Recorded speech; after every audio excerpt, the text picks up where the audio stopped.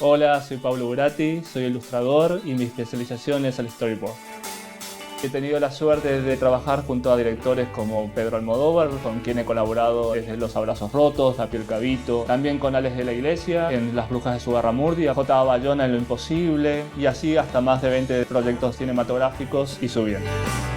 El storyboard es el primer acercamiento que tiene el director de la película en cuanto a la idea que tiene en su cabeza, o el director de fotografía en cuanto a la planificación de la puesta de cámara, incluso el montajista en cuanto al ritmo y la narrativa de la película.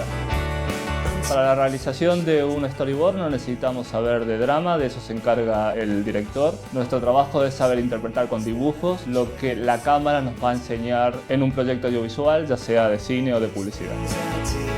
Lo más interesante de esta profesión es formar parte de ese proceso creativo en el desarrollo de toda aquella producción gráfica pensada para ser filmada, el arte conceptual, el diseño de personajes, el diseño de decorados, de utilería y evidentemente el storyboard.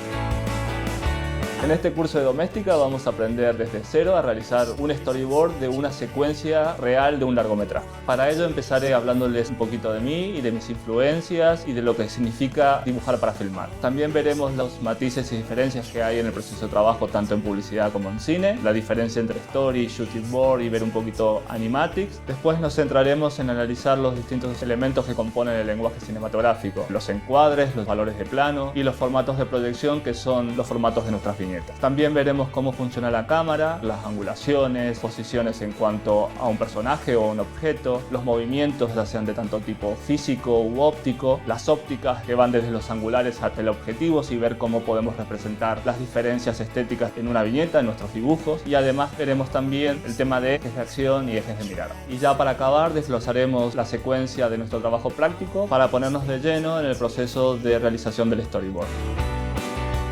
Necesitaréis lápiz, papel, ordenador, una tableta gráfica desaconsejable, música para aislarte de realizadores que te piden cambios a cada rato y una bebida energizante para mantenerte en activo, en mi caso particular el mate.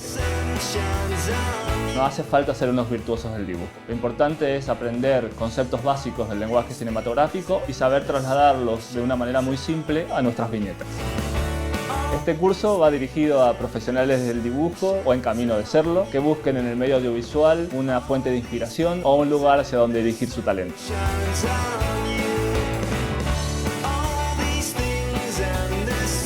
Shines on you, that much is true.